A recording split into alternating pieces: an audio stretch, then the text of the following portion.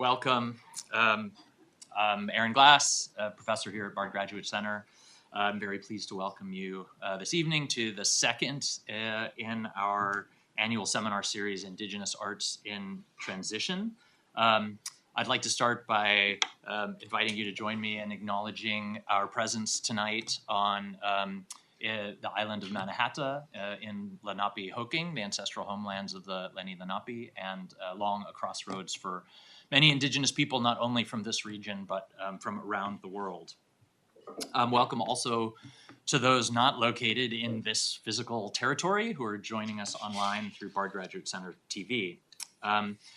This year I took the liberty of programming this seminar series around with two speakers who can and do and will in a moment speak to conditions of Indigenous arts and culture on the Northwest Coast as a kind of tie-in to the Storybox exhibition, which is in our gallery up the block, which I hope you all have had a chance to see or have a chance to see, which covers the groundbreaking work that Franz Boas and George Hunt did among the Kwakwaka'wakw on the Northwest Coast, which will be a tie-in to our talk tonight. I'm thrilled to introduce my friend and colleague, Dr. Charlotte Townsend-Gault, Professor Emerita in the Department of Art History, Visual Art and Theory at the University of British Columbia, where I first had the distinct pleasure of studying with her 20 years ago, and an honorary professor of anthropology at University College London, where she received her PhD in social anthropology. Before her career at UBC, she was a lecturer at the universities of Victoria, Dundee, and St. Andrews, among others, the director of the conceptual art space at the Nova Scotia College of Art and Design, a contributing regional editor for Vanguard Art Journal, and an art critic for the Vancouver Sun. Townsend-Gault works at the theoretical and methodological intersection of anthropology, art history, and contemporary art on topics including Aboriginal art in North America, especially Canada, the social and historical conditions of encounter and contact, portraiture, and the reception of native objects and imagery in public places. Dr. Townsend-Gault is the co-editor of two influential volumes, which I have here, Bill Reed and Beyond, Expanding on Modern Native Art from 2004, and the landmark anthology, Native Art of the Northwest Coast, A History of Changing Ideas, which earned multiple awards, including the Canada Prize in the Humanities and the Melva J. Dwyer Award for Art Publications, and which also has both the material and intellectual honor of being the thickest book in at least my own personal library. Her preferred genres are the essay and the art review, and she has published, by my count, well over 80 of these in academic journals, edited volumes, and exhibition catalogs. Some of my favorite titles include the memorable phrases, Hot Dogs, Adobe, A Ball Gown, and Words. That's all part of one title. The Unobviousness of the Obvious, When the Oven Gloves Come Off, Ritualizing Rituals, and If Art is the Answer, What is the Question?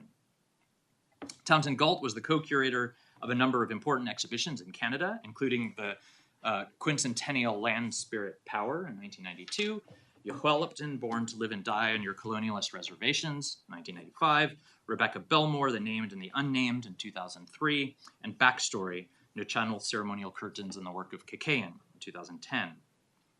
The latter of those at the Belkin Gallery at UBC. Tonight she will speak to us about the work, among other things, of legendary and recently departed Kwakwaka'wakw chief Bo Dick, whose masks are currently, by happy coincidence, on view at the White Columns Gallery here in New York City until May 4th. Her talk is entitled Failed Social Relations, which I understand is not about the impending release of the Mueller report, but rather about the volatility of cultural techniques in British Columbia. Please join me in welcoming Charlotte Townsend-Gault. Thank you, Aaron. It's a pleasure to be here, and I'm glad you like my titles, because that's really the main point of the exercise. In what follows, I shall be referring to cultural techniques. This is a term, a description, an interpretative mode which derives from German media theory, itself an unsatisfactory anglicization, since it does not concern media in the English language sense, as in, we might say, mass media. I am not at all qualified to engage with that sprawling area of inquiry anyway, and so I won't, but put crudely, media theory wants to give precedence to technique in the shaping of social life. And I do borrow the term cultural technique, indebted in turn to Marcel Mauss' Techniques of the Body, 1934, from one of its practitioners, Bernard Siegert. Siegert, in his 2015 book, Cultural Techniques, Grids, Filters, Doors, and Other Articulations of the Real, considers the qualities, the behavior of devices, things, stuff, when they're handled, manipulated, engaged with, in approximately cultural terms. He writes, cultural techniques are not only media that sustain codes and disseminate, internalize, and institutionalize sign systems, they also destabilize cultural codes, erase signs, and deterritorialize sounds and images. Media appear as code-generating or code-destroying interfaces between cultural orders and a real that cannot be symbolized. The emphasis is, in short, on technological competencies in the shaping of social life over the things shaped. Material culture being inseparable from the immaterial, a point that probably doesn't need making here. In what follows, I consider a couple of cultural techniques that pivot between, or perhaps fuse, the immaterial and material. The Northwest Coast, 19th century anthropological designation, is still widely used today by the Indigenous people of Canada's Pacific coast, amongst them the Kwakwaka'wakw and Nuu-chah-nulth. Its derivative, Northwest Coast native art, has long been a paradoxical wedge issue, since it misses the point. The ascription of ever higher outsider value to the art, in inverted commas, produced by and increasingly now for insiders, hardly compensates for the way in which the 1876 Indian Act outlawed and attempted to devalue cultural practices. The Indian Act, the surveillance and control mechanism of Canada's federal government, is still in effect, although the ban on potlatching was lifted in 1951. Fascination with native art, I'm hardly alone in thinking, has been a significant distraction from the realpolitik of the not yet post-colonial in Canada. The cultural techniques at issue here are breaking and mending. The transition between the whole copper and the broken fragments, between the canoe's broken hull and the new wood that completes its original contours. You'll get the pictures in a minute. The materials of the Kwakwaka'wakw ceremonial copper, where copper is both material and the name in English for a high status treasure, and of course there's a wonderful example in the exhibition here, and cedar wood, material for the indispensable Nuu-chah-nulth canoes. Another purpose here is to emphasize the action words, the verbs. This in response to the charge that the preponderance of nouns in the English language has contributed to skewing the relationship between colonizer and colonized in favor of the former. Not just because the colonizer has the upper hand, but because he chooses to play that hand with his own value-laden nouns. This is Wittgenstein territory, not well enough explored yet, in my opinion. By contrast, in Kwakwala and other Indigenous languages of the coast, it is verb forms, actions, and techniques that predominate in language use, that tend to dominate the vocabulary. Under the Indian Act, attendance of all First Nations children at residential schools was enforced, and they were forbidden to speak their own languages. It should not be necessary to spell out the consequences of such a policy, as Canada was settled and managed.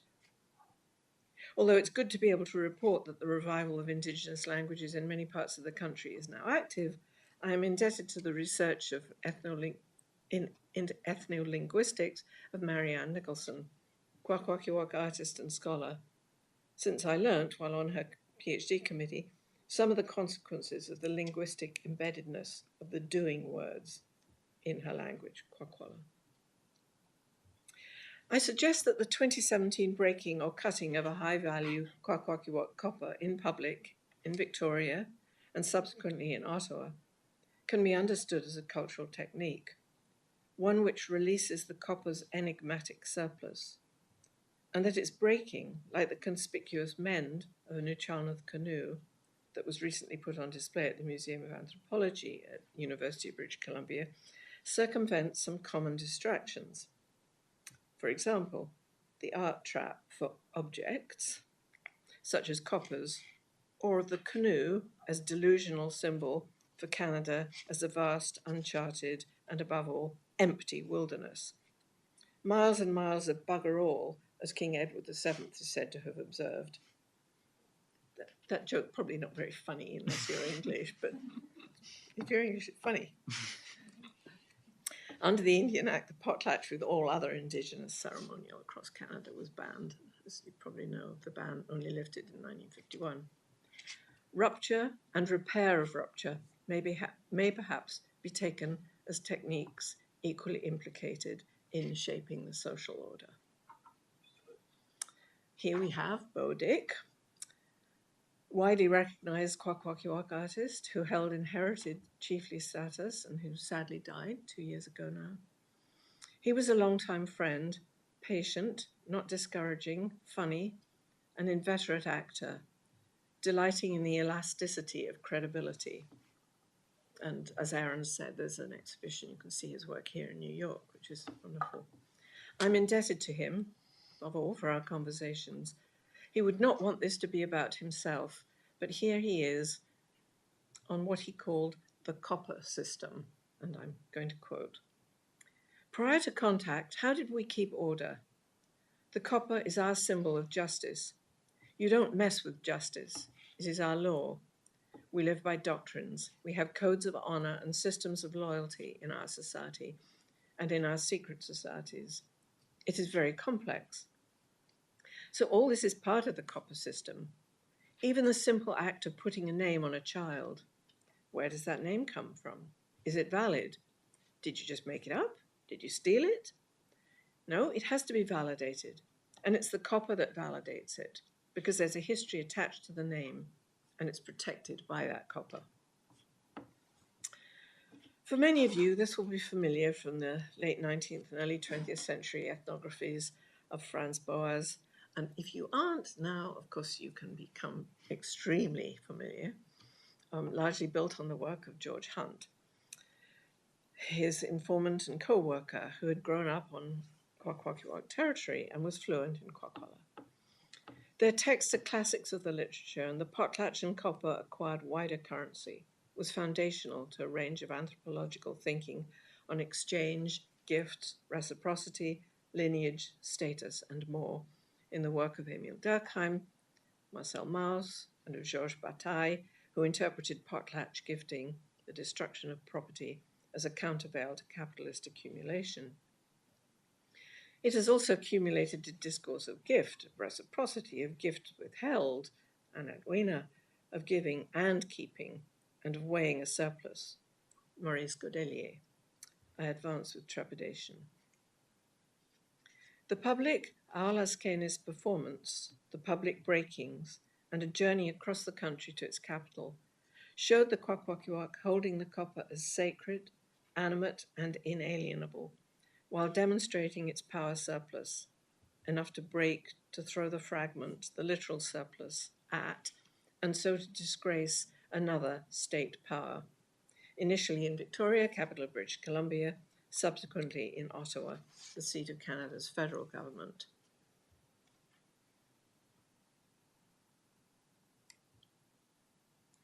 The Aolaskenis journey depended on a transcultural dynamic. When such specific cultural capital is thrown into shared temporal space, and where its agency derives in part from long-standing claims, and in part from broken outsider laws, broken treaties, broken promises, the potency of the action cuts across its untranslatability. Inasmuch as the cultural technique of copper cutting enhances its value, it's a paradox. breaking to mend.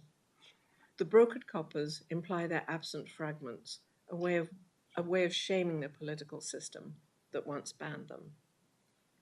Here you see both a broken and a mended copper, announcing the high status of willy seaweed. It also shows that potlatching persisted in remoter areas of the coast, even when the ban was in effect. The history of coppers for the Kwakwaka'wakw, the Haida, the Tsimshian, of their origin, ownership, display, transmission, and sometimes their breaking, is a long one closely connected to potlatching. The potlatch is emblematic of the suppression of Indigenous society, or more currently, culture. Initially supplied by anthropology in the normative usage current among First Nations people, culture means a distinct episteme. At the apogee of a hierarchy, the status of a chiefly copper is such that its very display is a powerful action. It can honor, it can shame, it can settle a dispute. Showing a copper, declaiming an ancestral history, typically suffices. The form of the beaten copper is a challenge to materialist description, not readily accounted for historically, but the material gleams like the ruddy scales of a salmon before it has become aged. It may be that there is some connection in shape and sheen with the wealth that the regional abundance of salmon subtends. Touching a copper helps to burnish its patina and is a hands-on expression of respect. During a potlatch, those coppers whose histories are part of the event, when not being held aloft and the potency of their histories declaimed, are laid on the ground, close to the fire pit, kept warm. The ultimate gesture is to shame a rival by declaring the high status that can afford to break a valued treasure, and shame the rival with a insult of the broken fragment. Such an intervention was likely to have cutting consequences: status raised, status lost. It might settle, or it might initiate controversy.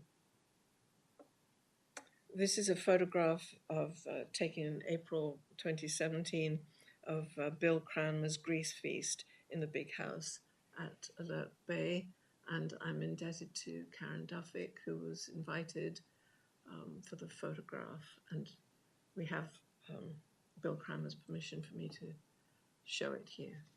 And you'll see the gifts ranged in front of the front row of the guests here. And on the right is Bill Cranmer, who's actually just out of the photograph pouring Oolican oil on the fire, which then leaps up. It's a high point of potlatch, and I won't digress to go into that. Aaron can do that for you. The display and accompanying recounting of histories and genealogies of the copper is, however, typically restricted to an event such as this in the Big House.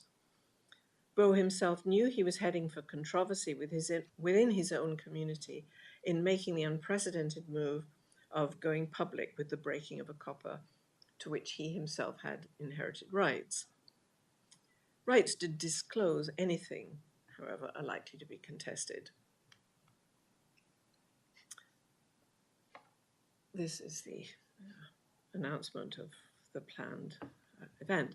At present, anti-disclosure, protectionism, purification, it might be said, to borrow Latour's term, prevail as Indigenous people in Canada find greater stamina in recovering their status and in asserting their rights. Boe himself had been intrepid for years in instrumentalizing the melding of his rank with his status as a prolific and high-earning artist, and had been turning out multiples, albeit very accomplished multiples, of the Kwakwaka'wakw classic mask forms, unafraid of flooding the market, because as far as he was concerned, his success only meant, quote, more money for my community, and he shared it. But he certainly did not only carve to sell, nor was a copper break the only act or technique of destruction. Here you see a set of Alakim masks carved by Boe, consigned to the flames in the Big House, the conventional technique for returning this mask series to the spirit realm after having been danced just once. If his detractors felt that the plans to make copper breaking a public performance, let alone performance art, threatened to destroy a system by adjusting its goal and its location, he could and did point to these long-sanctioned acts of creative destruction, adaptable according to circumstance. Think of them as cultural techniques. Culture, again, I remind you, I'm using in the current Indigenous demotic, which I suggest encompasses and improves upon ritual, let alone art. It also gets closer to First Nations' insistence on our own way of doing things. This is the worn here is a Zonaqua mask, which is roughly translated as Wild Woman of the Woods, a mask made by Bow, worn here by Randy Cook in Colspec's performance First Nations at University, as you can clearly see. That's what's going on. Bow had always remembered the words of his uncle from his childhood. One day we'll carve a canoe and we'll take our coppers down to Victoria. We'll paddle right into the harbour and bring them to the steps, and I'll break one there. In 2016, the time was right to fulfill his uncle's wish, and those steps are the approach to the overpowering neo-Baroque provincial parliament in Victoria. Just to remind you, that's the capital of British Columbia. Words ringing with the colonization of the Northwest Coast cultures that are encapsulated in Canada's Indian Act, still firmly in place.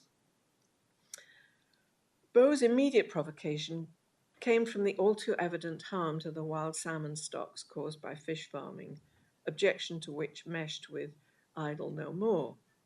This Canada-wide Indigenous protest movement, begun in 2012, was provoked by the continuing legislative incursions, most recently by the then Stephen Harper's Conservative government, into the rights guaranteed by the Indian Act.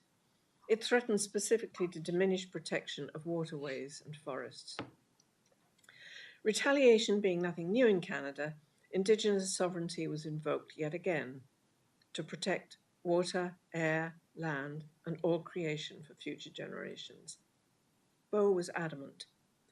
You will have noted earlier his term, the copper system. He's hardly alone in wanting the Kwakwaka'wakw system of governance understood. Why, under what power did the Canadian government act as though it held a monopoly over coherent organization, social order, and law, is a question that's always been asked. But verbal accounts and arguments for their system had never made much headway with anyone, other than anthropologists and perhaps the occasional surrealist, while the consequence of inattention and incomprehension had been disastrous for the Kwakwaka'wakw. Bow now realized his uncle's wish, and with friends and relations did not paddle, but walked some 300 miles south down Vancouver Island from the home of the Namkish Band in Alert Bay, gathering support all the way to Victoria. Here the copper is actually being broken, surrounded by the supporters, Bow on the left. There, surrounded by helpers, family and friends, and in front of a crowd of the curious, some of whom at least were also supporters, Bow resorted to the materiality of communication, to cultural technique. To expand a little, and in his own words, Bernard Siegert mentioned at the outset, sets his work within the post-hermeneutic turn towards the exteriority, the materiality of the signifier, end of quote. For him, technique is a synonym for, say, the operation of grids, water lines, doors, and other articulations of the real. And I do urge you to read his book. I find it completely fascinating. And he doesn't use hermeneutic and these terms too much. You'll never open a door again, I promise you, in the same way after you read the book. Grids and doors are not invoked as explanatory or interpretative devices, but rather accounted for as maneuvers for what is done with or articulated by their materiality. This, I think, accords rather directly with the copper breaking manoeuvre. Coppers do things for us, as Beau put it. It's a technique for extracting the surplus that's locked into the copper, locked into its display of ancestry, ownership, and standing. Translation is not on offer, and not only for protectionist reasons. Technique is in lieu of explanation. When coppers do things for us, their ethical surplus is active. And here's the broken copper being held aloft. In front of the steps leading to the legislature, there was to be no disquisition about the meaning of the copper and no public variant of the recitation of history and genealogy, which would, in the big house context, accompany its showing, bestowing, or more rarely, the high stakes and rivalrous breaking. In other words, nothing resembling a translation of the meaning of a copper was on offer, nor the meaning of a symbol, nor the agency of an object. In Victoria, later in Ottawa, in the absence of public translation, the symbolic opacity of the copper put all the emphasis on the cultural technique. Historical mode, arduous interaction, action that destroys to release. Months later, the Kwakwaka'wakw group was joined for a much longer journey across Canada to the capital of the federal jurisdiction that controls Indigenous affairs, by Haida people with strong kin ties to the Kwakwaka'wakw families involved, and an equal attachment to the efficacy of breaking copper. Their leader, Gujau, here accounts for the heaviness, which is the term used for the ethical heft of his copper named Tau. And I'll quote a sort of quasi-poetic text that Gujau provided.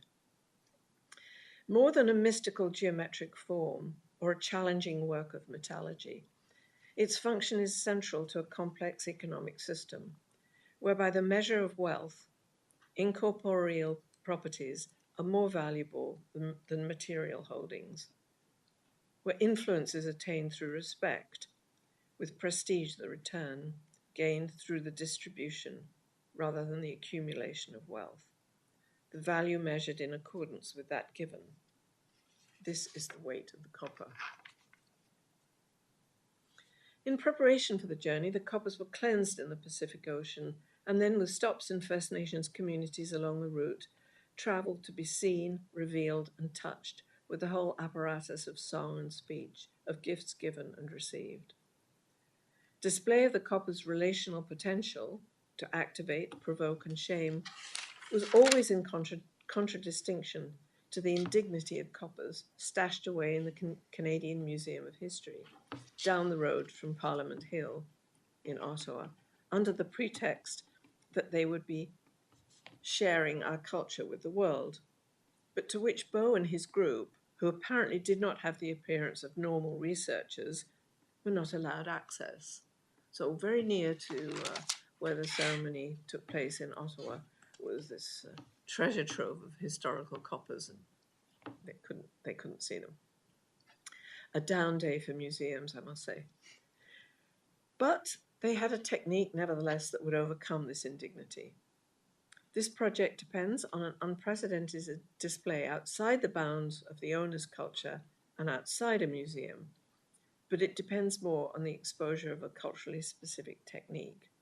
At stake, what a copper does and not what it is. Again, it was a technique that was being exposed and not the copper as object. Although the histories and protocols through which a copper acquires its esteem were not disclosed, the Kwakwaka'wakw and Haida participants were aware that the rules were being bent, if not broken. Risky, transgressive, the oppositional politics behind these events confront one power with another. Coppers were being used to disgrace the Canadian government's disgraceful abuse of its powers. Yet even in showing up the catastrophic effects of misunderstanding, a public event in the public space outside the Parliament buildings, the site of protests of all kinds, as you may be able to imagine, risked being misunderstood as just another native spectacle, marginalised, Just one more sign that the natives are restless, but nothing much to worry about. One of Beau's roles has always been artist, here with some tension, performance artist. Knowing that there are protocols, even though they should remain unknowable to most people present, contributes to the frisson, the possibility of transgression even, that connects a tradition of performance, bound by pre-existing rules, with a Western performative art tradition that imagines itself as bound by none. To the spectator, it might make no difference. Beau and Gujiao were making a conciliatory offer to level the uneven field of knowing and not knowing. However, the taxonomies and rules with which they were tampering by performing publicly and being publicly specific are of a different kind, not art. The action proceeded. The technique was the pivot of events that combined political activism with desire for transcultural transformation. The term native art, as I've already said, in my view, a debilitating neutralizer, did not need to make an appearance. Attention was shifted from treasure to technique, from what a copper is to what cutting it can do. Distinguishing between coppers in a museum because they were against the law, where looking is the only possible action, and the broken copper as cultural technique with its clattering supplement as the broken fragment was hurled at the steps leading to the closed central door of Parliament's intimidating facade, and the one in Ottawa is not neo-Baroque but neo-Gothic. The Kwakwaka'wakw and Haida people in Ottawa were confident that their cultural technique, far from destroying, would release its surplus, and that the broken copper was more powerful than the whole, nothing having been lost. They may not have had Annette Weiner or Godelier or Siegert in mind. However, something was being withheld by a not fully translated spectacle, a cultural technique that articulated the copper's enigma, its surplus. Knowledge withheld, as we know, is the greater power. Obviously, your president doesn't know that. I bet people bring Trump into everything.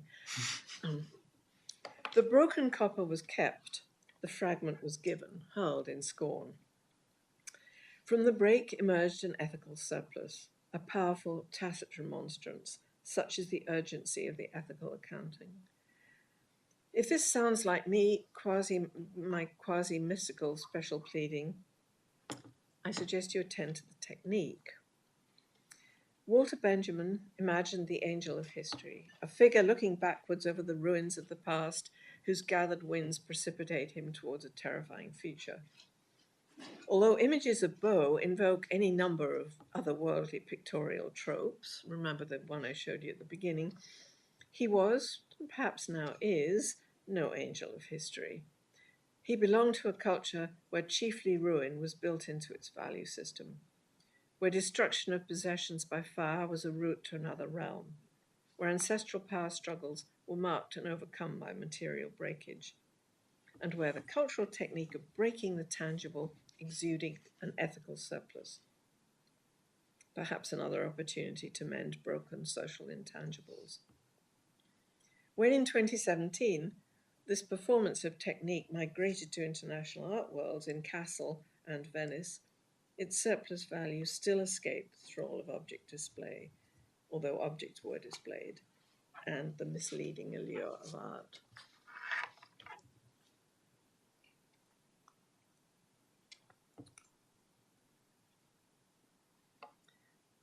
I'm now shifting to another culture. The Métis critic David Garneau had in mind the reception of native art in British Columbia very broadly, but he could just as well have had his sights set on the oculocentric bias that has long overdetermined response to the Museum of Anthropology's Great Hall, which you see a section of here, its famous visual spectacle, when he chided the non-native viewer for being a panopticonic voyeur unaffected by touch. What kind of friction occurs between awe-inspiring visual magnificence and a disturbing awareness that its mind-numbing calm occludes, or literally overlooks, the history of the forest of symbols in the Great Hall? One might recall Haida artist Bill Reed's caution about the disguises performed by the soft patina of age prevailing there.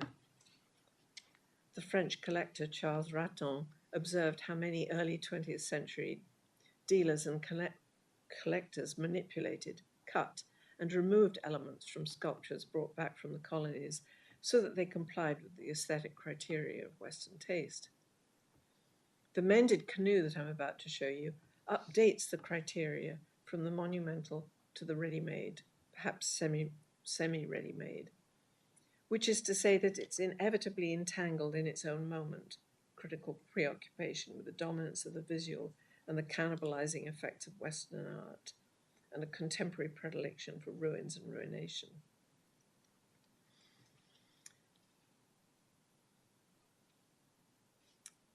I could digress here. I wrote a bit about digressing into the interest in ruins of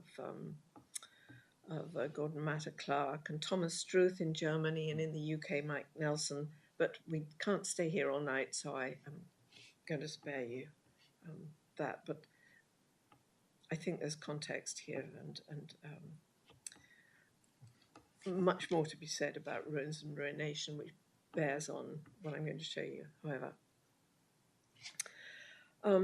The fragility, the arbitrariness of the built environment, to which Gordon Matter Clark drew attention, that's in the current climate enjoying its own renaissance, the renaissance of ruination, perhaps even disquiet about the preponderance of nouns over verbs, which is my linguistic subtext here.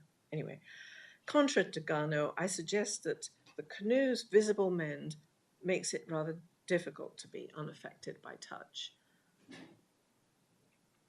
It's beyond dispute that overlooking, aka ignoring, Indigenous knowledge forms contributed to and caused the marginalization.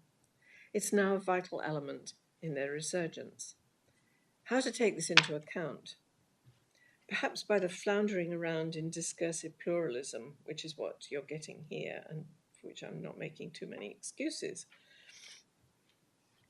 Anyhow, these are sections of a totem pole, 2 totem poles from Tanu, Haida territory on Haida Gwaii, and are the visual context for the canoe, which is prominently positioned near close up.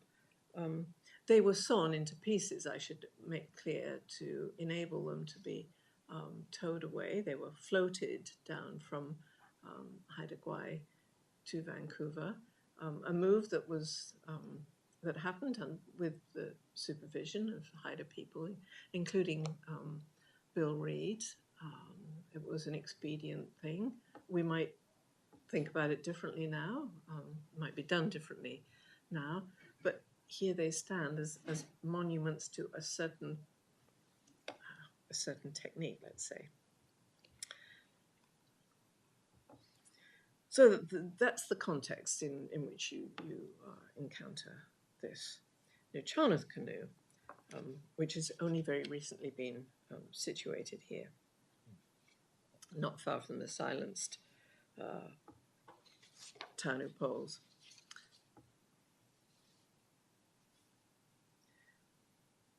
And at this point, you should turn to the invaluable compilation of paradoxical contradictions around totem poles, which you will find in Aaron and Aldona Janitis' book, The Totem Pole, An Intercultural History. I need say no more, but it's full of this kind of thing. I cannot claim that what I'm doing here is anything other than speculative free association, but it touches on the need to find modes of inquiry that make sense when trying to come closer to the real politic of Indigenous cultural forms, the real politic of their history, and the kinds of attention that can or should be brought to them. It also tries to take seriously the claims for embodied knowledge as an overlooked attribute of historically oral and contemporaneously marginalized people that's currently emphasized by First Nations. But note, the cross-cultural engagement these claims can induce may turn out to be prohibited because free association, rule-free looking, let alone touching, is now hedged about by restrictions and protocols, explicit and implicit. Explicitly an end to imperialist buccaneering. The initial provocation was the sight of this mended canoe, something of a punctum, to adapt Roland Barthes' term, a point of entry he used it for a point of entry into a photographic image, for that accident which pricks or bruises me, as he wrote. It's a punctum that projects something of the shock of the new into the surrounding calm, the bright new cedar in sharp contrast to the weathered wood and faded paint, the crisp ad strokes continuing the lines of the original ones. More than a visual cue, the punctum was a puncture. The material and features of the mend did not disguise that the form had been punctured, nor did they disguise its vulnerability, nor that the canoe was still unseaworthy. A point of entry the more so since the labour of Joe Martin's hand, here is Joe Martin, is so evident. The damage is not disguised, and the suture so intentionally incomplete. Joe is a member of the Martin family from Clayoquot on the Pacific west coast of Vancouver Island, with generations of expertise behind him. This museum is part of the University of British Columbia, which has grown up on unceded native land, meaning that its tenure of that land is not authorized by any legal agreement under colonizers' law. As this little fact is increasingly acknowledged, interaction with native objects on campus, its collection of totem poles, for example, have become symptomatic of anxiety about, as much as of interest in, cultural interaction on said unceded land, which is to say also that the majority of, and this is true of the majority of the province, by the way, it is this that activates actor network theory, animates the social relations of reception of belongings, possessions, treasures, artifacts, art objects, etc., to use some of the current words. Emphasis on the phenomenological presence of such hard-to-name campus markers as makers of social relations also invokes what Jane Bennett calls thing power. It might be said that the display of a damaged canoe is a marker of a wider historical catastrophe, a reminder of the vulnerability of things, or even a sign of the museum making amends. But my question, rather, is whether this disclosure of damage, of its unmendedness, and you can see quite clearly the hole here that's still in the between the damaged and the new part. My question, rather, here is whether the disclosure of damage, its unmendedness, intensify the canoe's thing power, as compared, say, to the nearby Kwakwakiwak seal food vessel. I think I have in my next. No, I'm not going to go back to this. Is the new cedar an example of agentive material? It's a little bit of a digression, but something we might think about. Back to the punctum, this punctured form, as diverse ways of responding open up. Let me briefly mention three. The canoe with its doubled history of use and symbolic value, the mend and what it reveals, the untouchability and what it protects. So first, the canoe, the histories that the canoe calls up and the way of looking that it induces. I'm trying to avoid semiotics here, by the way. The significance of canoe travel in the lives of Indigenous people on the coast, historically and today, is economically and ceremonially crucial. In a region of food abundance, with sharing and giving away food central to potlatching, it's long been pointed out that the canoe is the prototypical food vessel. It is understood as container and transporter of wealth, with the power to travel to the undersea realm and the spirit world. As navigation technology, it became central to the processes and consequences of colonial settlement. This is a painting by Arthur Lismer, who's a member of the famous Canadian group of seven who were active in the 2030s, the first part of the 20th century. With moccasins and beading, teepees and totem poles, canoes are ubiquitous signifiers of nativeness. Plenty of symbolism attaches to the canoe in Canada more broadly, a symbol of conquering the wilderness and of settlement, and a definition of the otherwise hard-to-find Canadian is someone who can make love in a canoe without catastrophe. There is, of course, critique. Here is Rebekah Belma's installation of a swamped canoe in a 2012 exhibition, also, by the way, on unceded native land, on campus, in other words. She called this work Great Water. Of the benign national canoe imagery, Canadian historian Margot Francis has this to say: it's reliant on a flight from history, so that nationalist images serve as a nostalgic return to the past, where a denied history of Indigenous erasure and spectacularization reasserts itself. Ghostly Indians, who are both acknowledged and refused, also impinge on the present, or move from one present to another, and in doing so are paradigmatic of the forms of banal possession that make white Canadian identity itself ghostly. End of quote. Perhaps it's time to supplement this kind of critical analysis with something closer to the integration theory that subtends Americans currently at NMAI. Perhaps some of you have seen that exhibition. I'm going there.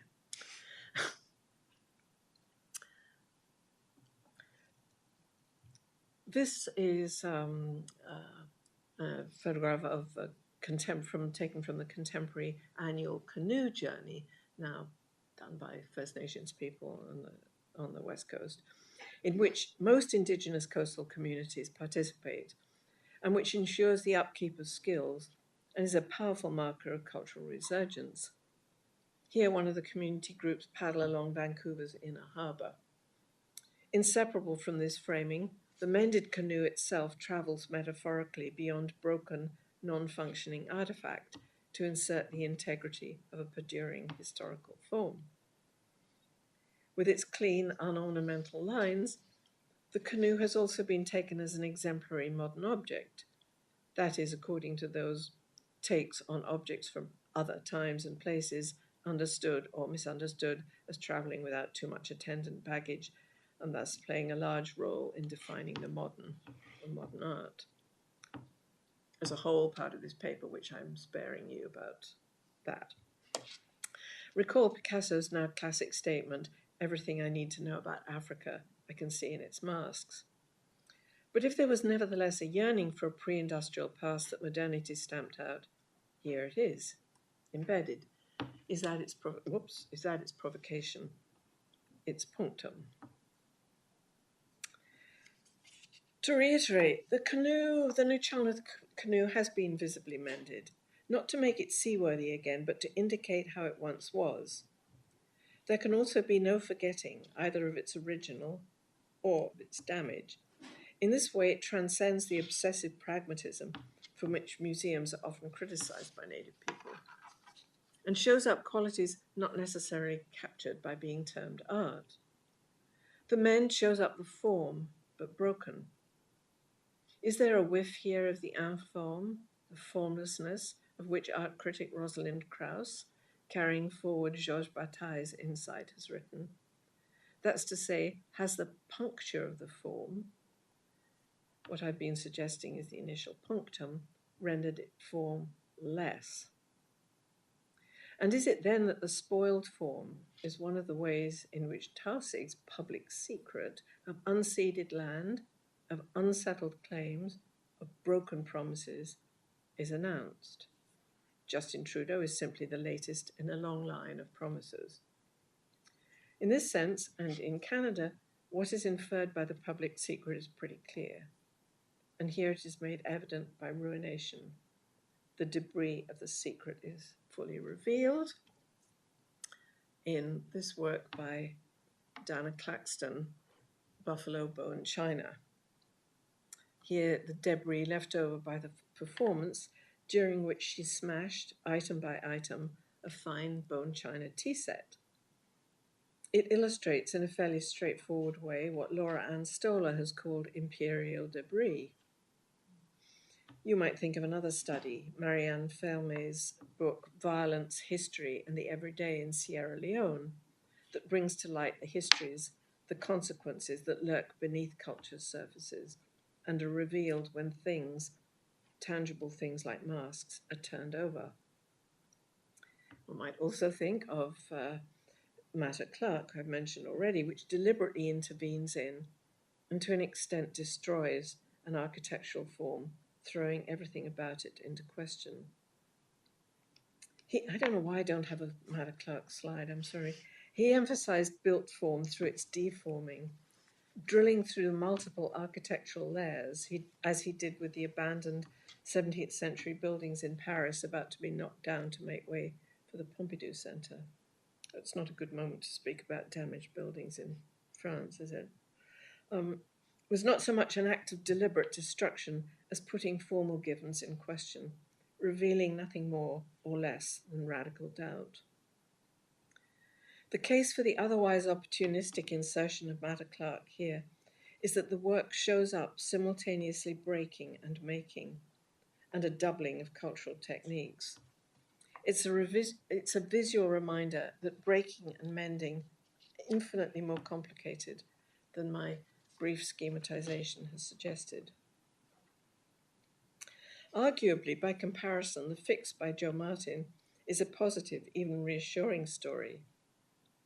But what is going on when the Martin family's long-established expertise in canoe repair is deployed, but in such a way that the unrepair, the damage, is revealed?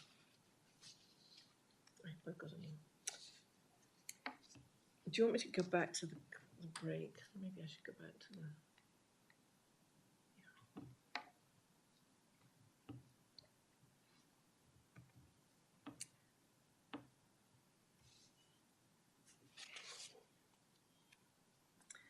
Some people want me to talk about Heidegger's Broken Hammer at this point, but I think you need a book to bring that in, and I'm not competent to go very far with Heidegger. But I do think, actually, for those of you who read Heidegger, that his Broken Hammer could be worked into this quite persuasively.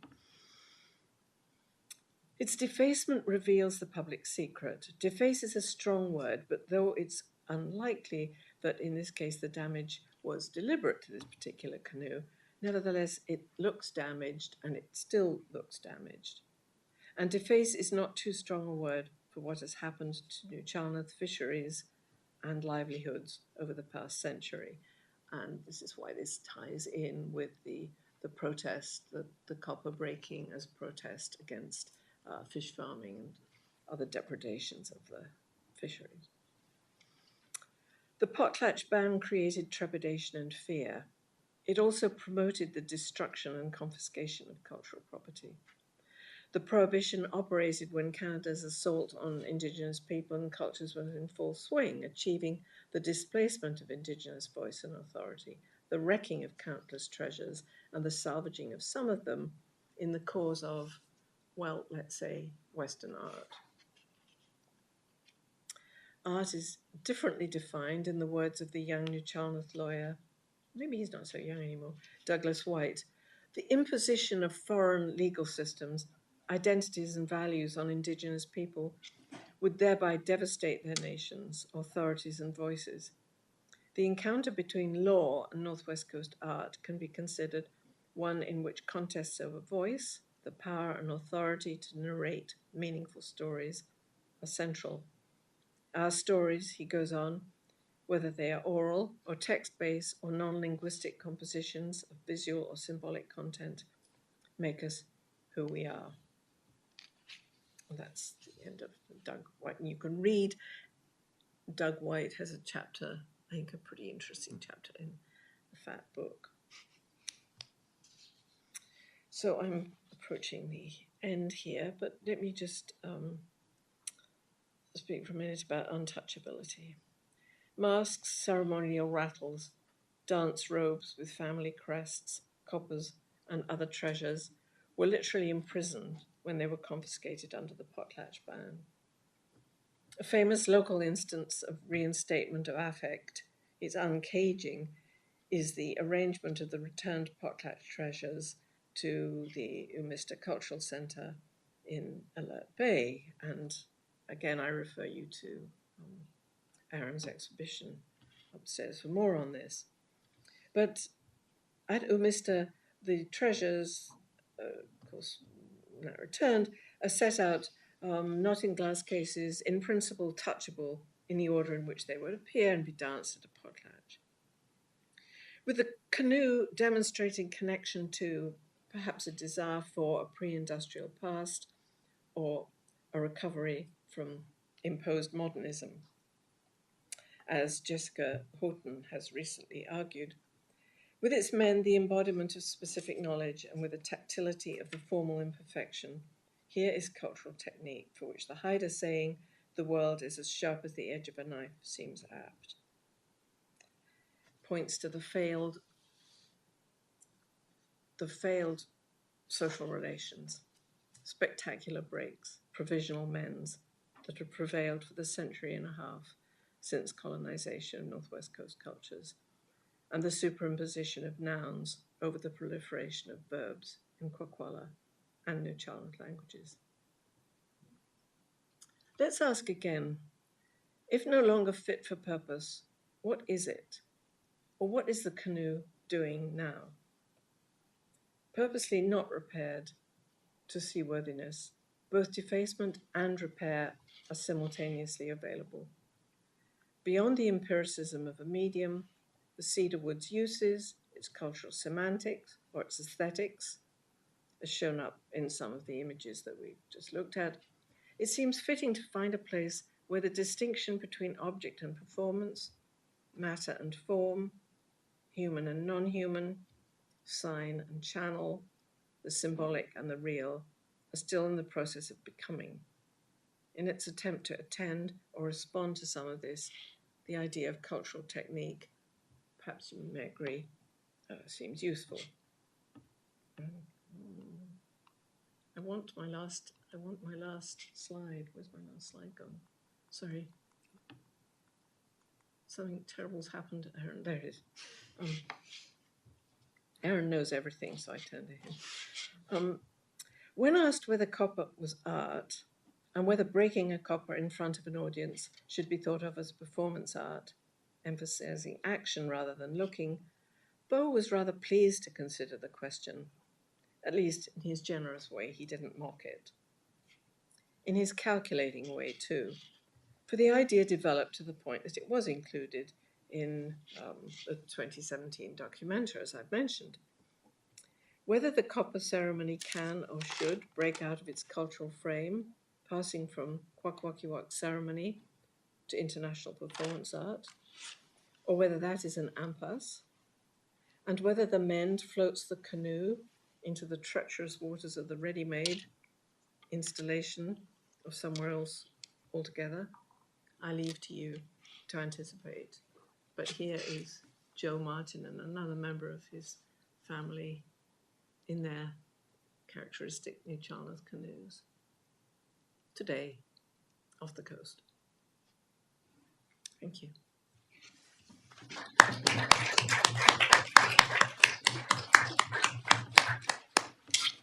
Thank you, Charlotte, for a rich talk, characteristically with your characteristic surplus of ideas and entry points, I think. I have a number of questions, but before I jump in, I would like to open the floor to others. There's too much in here. That's what I would tell a student. Too much going on for one of the papers. So I apologize. Yeah, thank you for that rich talk. I was a bit confused about the mending of the canoe, because as you talked about with the coppers, that they are more powerful than when whole, that nothing's lost. So why for the canoe did it need to be mended? Is it because of the way that it was broken? Because it seems like the brokenness of the canoe could also be communicative.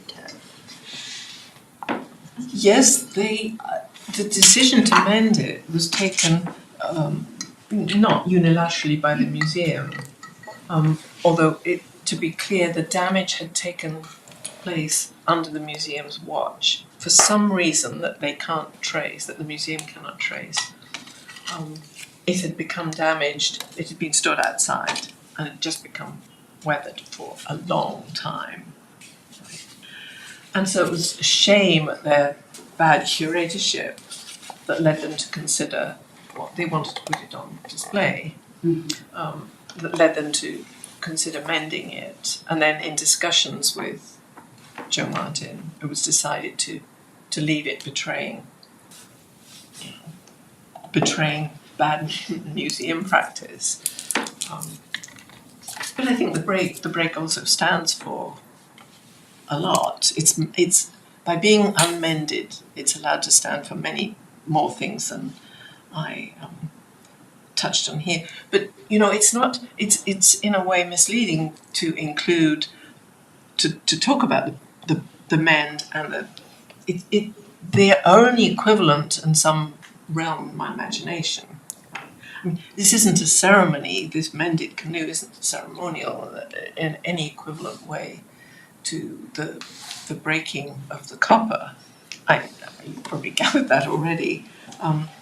It's the spectator who, searching for meaning or understanding in what's before one visually, considers the actual doing of the mend, considers the techniques that surround, of course, the initial making of canoes and their use in native societies, and then the ways in which it's been introduced, if you like, by being turned into a Canadian symbol. I'm putting this together in my own head. Am I answering your question? Yeah, well, I mean, I think that they do belong together, but it might help to sort of talk about the different types of breaking or where, and then different responses to them, because in a way, the more intentional breaking of the potlatch is one thing, versus allowing something to decay. That's sort of neglect or irresponsibility, and that you have these different responses to damage based on how it happened, and the sort of valuation of that change of the object. Yeah, I mean, in a way, I'm doing bad ethnography, which I think is what you may be saying. I mean, it's not, it's or sloppy thinking. These things aren't these actions, these recorded actions aren't equivalent in the way that you're pointing to. But I'm using the mended break to try to talk about objects that are very often objects we encounter very often in flux. They're not they're not in steady state. Perhaps everything is in flux, and I like that can somehow. I think that needs to be introduced into the way we think about objects from the cultural other. Think how many ways in which we struggle to understand other people's objects. Some of them are honourable and some of them are dishonourable. But I think they're rather, I may come from, in the case of native objects currently in Canada, they might come from a rather narrow band of what we do. And that can be restricting. So I'm just sort of wanting to blow it open a bit. I was so seduced by this cultural technique book that I thought, well, I'll try it. I had already written about quite a lot about Bois copper breaking and the subsequent exhibition of the broken copper and the objects that had been given, as it were, to the broken copper as it was travelled across Canada. All these things were not piled up but displayed in a room such as this, in an art gallery, on a long strip of cloth, placed, but in an assemblage that you'd never otherwise come across except in a museological nightmare. But there was great reason why they were together, and so you were looking at these things in very different juxtapositions, and that was incredibly interesting. And and there was this broken copper amongst these other treasures, and I just, what do you do? And it's not wasn't interesting to me at that point. Do they become art because they're now in an art gallery? A lot of people who've thought about that and written about that, I thought, I latched onto the cultural technique idea, thinking it might be productive. I'm going to take the opportunity to jump in there with a kind of follow-up question. It comes out of something you said about the role of the spectator in considering these actions, which I think displaces the issue away from the intentionality behind the actions, right? It's not about reconstructing the motivation for repairing the canoe, although that was one of my questions, was what the initial impulse to even do this in the first place was. But I get from your answer that you're setting that aside. That in a way it's beside the point, because once the thing is there on view, it's open to other interpretive actions. And it's that I want to go back to. I want to go back where you started before you got to the techniques, was media theory. And I want to ask you a question about media, because it seems to me in both of these cases, the gestures, the techniques, were made to be seen, right? Mm-hmm. They're made for viewership. They anticipate spectatorship. Mm-hmm. And this is something that I've thought about with the documentation of the copper breaking performances, is that they're all, in every photograph of those events that I've ever seen, you have the screens, the cameras, the iPads held up, and they, as performative gestures, they were made to be seen, which is one of the reasons that I find it both so ironic and kind of delicious that on Beau's advertising card, he has, in quotes, "the revolution will not be televised," right? And yet, it was absolutely made to be televised, right? That it was made to circulate in social media.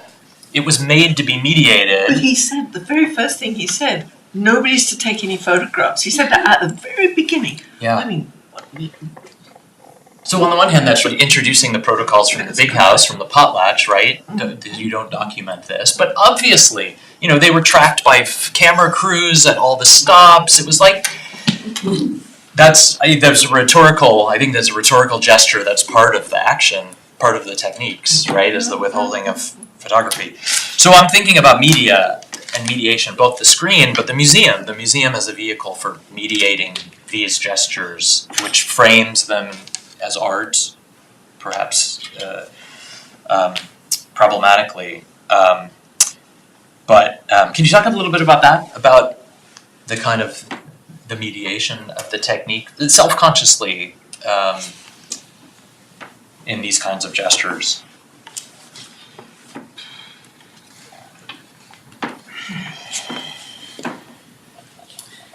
Yeah, I mean, I suppose I wrote this some months ago. Reading again, I think I weaseled out of something by moving into the canoe in its mediated in various forms in Canadian cultural history. What was I doing with that? And I'm not very proud of myself. One can make mistakes even at my age. I was using visual images, other people's work, paintings, installations, and so on, to get myself out of a problem. Of course, you put your finger on this mediation. So you help me. What?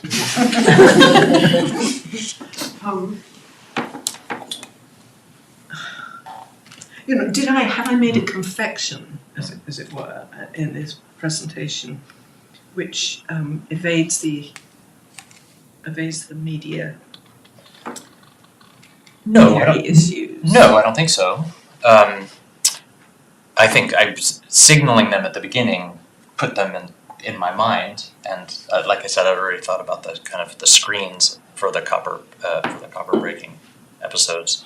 I think the issue about the canoe, if this is about what the viewer would bring to these, then the viewer, at least Canadian viewers, brings the canoe, right? They bring other images of the canoe, and so setting that out, I don't think evades the question of mediation. It just gives you one of the frames that would mediate an encounter with this. I have a kind of a related comment in a way, which is I really appreciate your talk and how eloquent and thoughtful it was, and to see you kind of working things out. It also was very understated, and I wanted to get a sense of where do you want this work to go and what do you want it to do?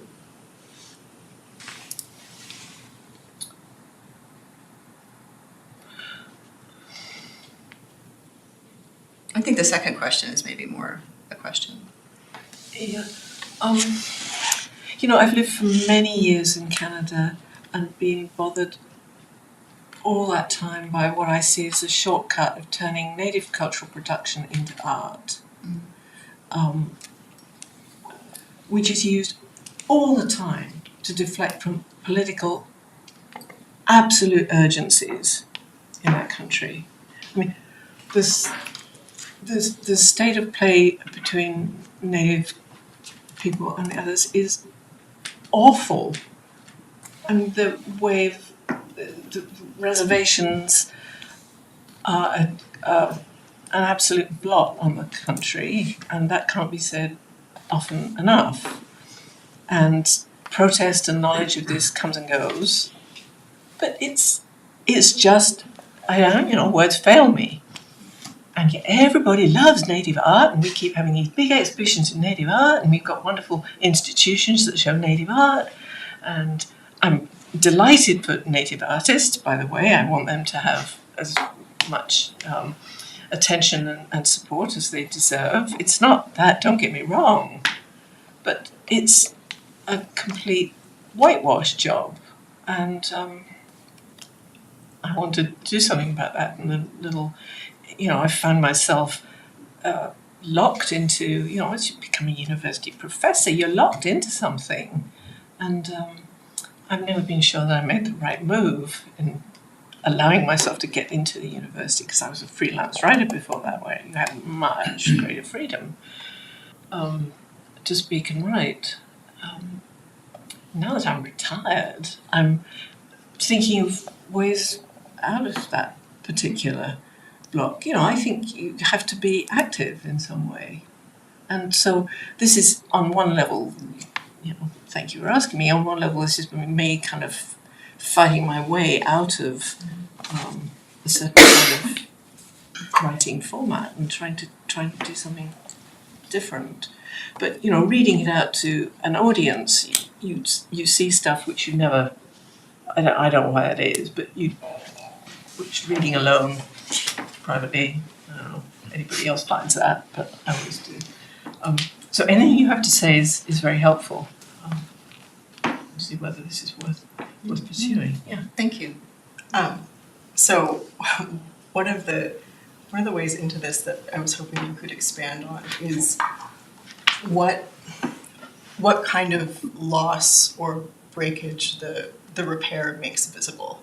And I'm thinking specifically about the kind of ecological loss and the story of the fisheries that motivated the protest. And I'm wondering if there's a connection to your sort of tease about ruins, that this is actually a ruin that allows for a kind of mourning or melancholia or some other kind of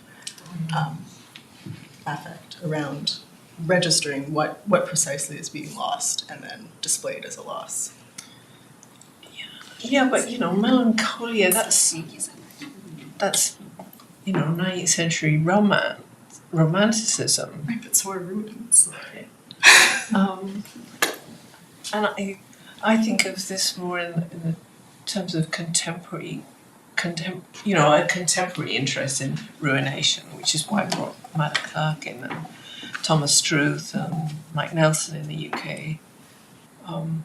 Mike Nelson, for example, has a huge, any of you know the Tate Gallery in London, but there's an enormous main hall which is currently full of industrial debris in the form of, huge industrial revolution machinery, defunct, it's no longer used, it's been bypassed by all kinds of technologies.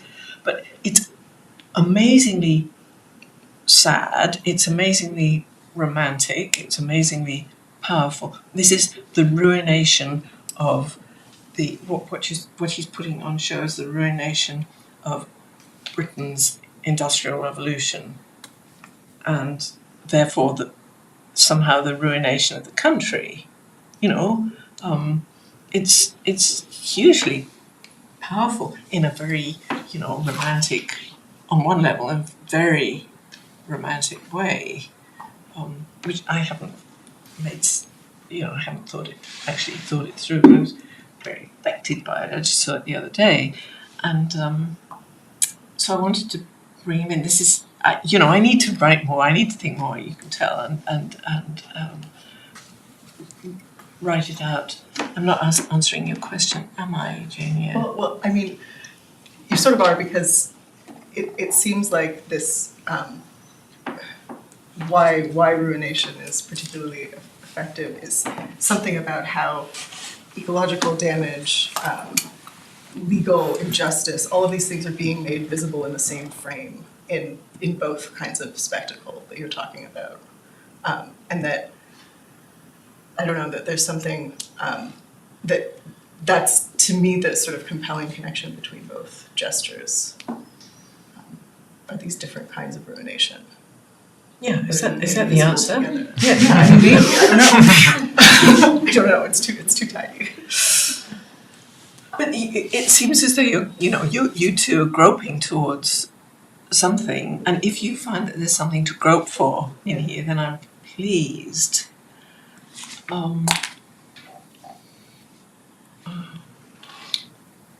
But I'm in two minds. Is it all just kind of piling on the romance? And there was an interesting exhibition a few years ago called Ruin Lust at the Tate.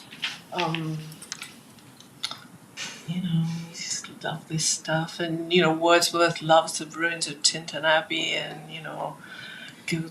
goes back and back into English romanticism, by which I may be touched myself.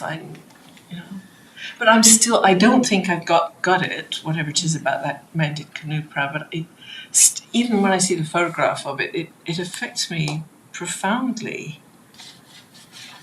And if any of you've got ideas about it, please tell me. I had one thought about it, which was the contrast between the, public spectacle that Beau created versus the total quiet performance of Joe Martin's. And I imagine that people watching him, if he was doing it in public, assumed that he would just fix it all the way. And I wonder if the audience for Joe's piece, for the canoe, really notice. As they certainly would have to think about it a bit to even get anywhere near being able to make a connection between that and Beau's destructive construction of something. Can I interpret what you just said, Ellen, as a kind of a defense of art in a way? I take your point, obviously, about what the category of art does and has done. But is there a sense that it is more likely within the frame, the mediating frame of contemporary art, in these two instances, that the cultural techniques are more likely to register? That is to say, if we think about the repair, and I do want to I would also provoke you to talk more about the kind of ontology of damage and whether we need to discard that as the operative frame for what's going on here at all. But we could come back to that. In the context of the museum especially, and I'm thinking in the presence of of conservators, and because we talk a lot about cultures of conservation here, the repair of the canoe in a museological context has a kind of frame of conservation, especially knowing the story of the museum making amends for their own damage, irresponsible neglect of the object, even if it provokes the kind of larger metaphorical readings that you're talking about. But to have it be a contemporary artwork and an artist's intervention into a museum object provides a discursive moment for the pointing in some of the directions you want to go into in a way that a museum repair doesn't. In a way, this goes back to my question about mediation. The museum, I presume, would have a number of options on how to frame both him working in the museum on this thing. Is he working with conservators on treating the object, or is he a contemporary artist staging an intervention in a museum space? He's not that. So he's not that. Yeah. He wouldn't think of himself as that. Yeah. No. It's the incomplete mend is partly a reproach to the but it's part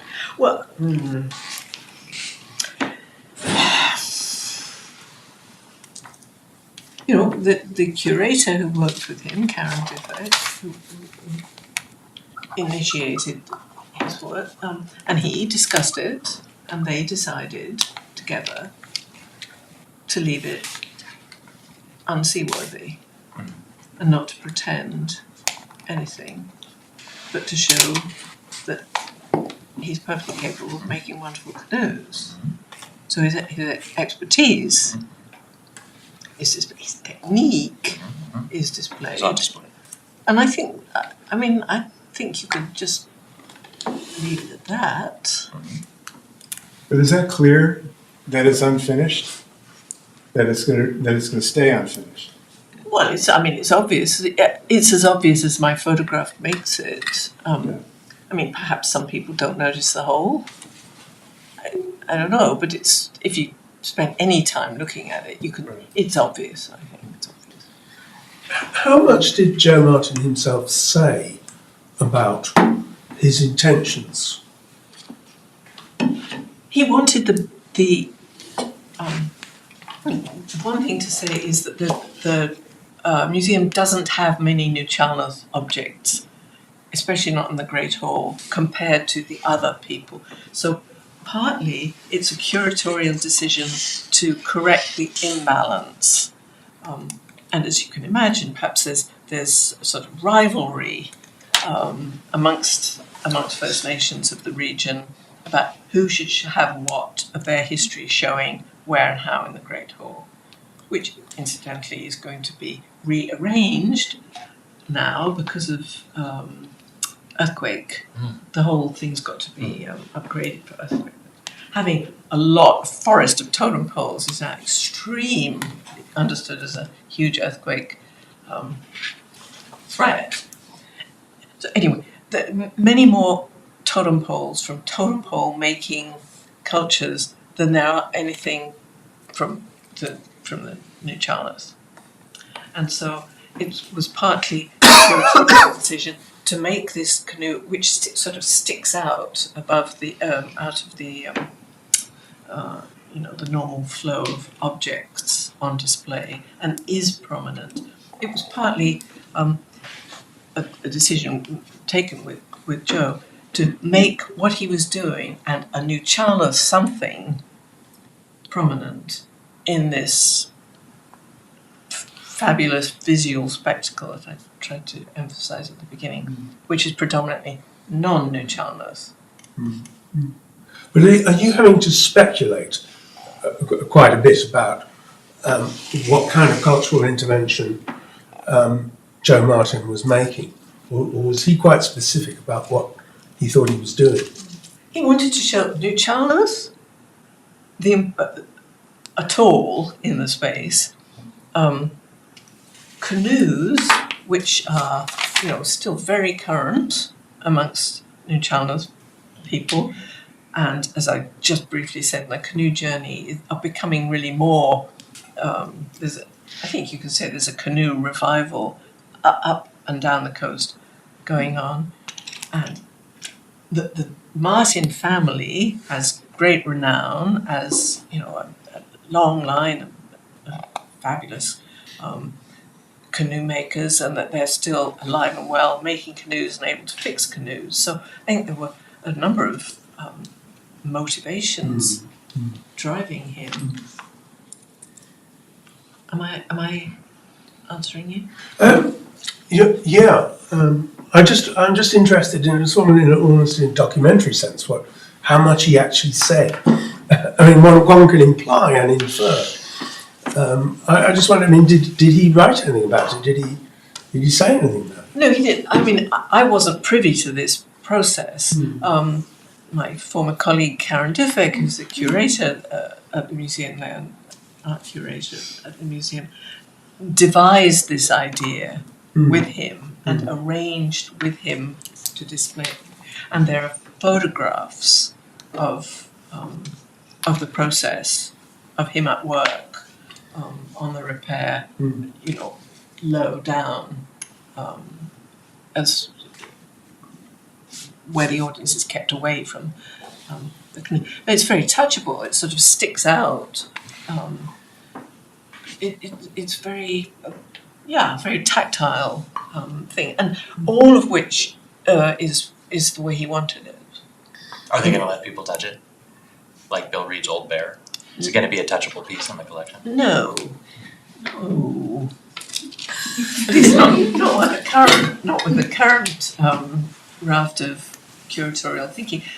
Thinking might change. Anything might change. It will be very interesting to see how that sort of sacred space, of the sacred quasi-religious space, which completely sanctifies the idea, the modernist idea, that native art is art in the Picasso-esque or Max Ernst-esque sense. These things are works of art and they speak for themselves. Once there were no labels in that hall. It's been very much rethought and redisplayed. The idea of having pictures of people actually making things, which is now what you see, is a huge change. Well, I'm going to have to use the chair's prerogative to transform this room by opening the Sigurtian door over there. But before we do that, I'd like you to join me in thanking Charlotte Townsend-Gault for her life.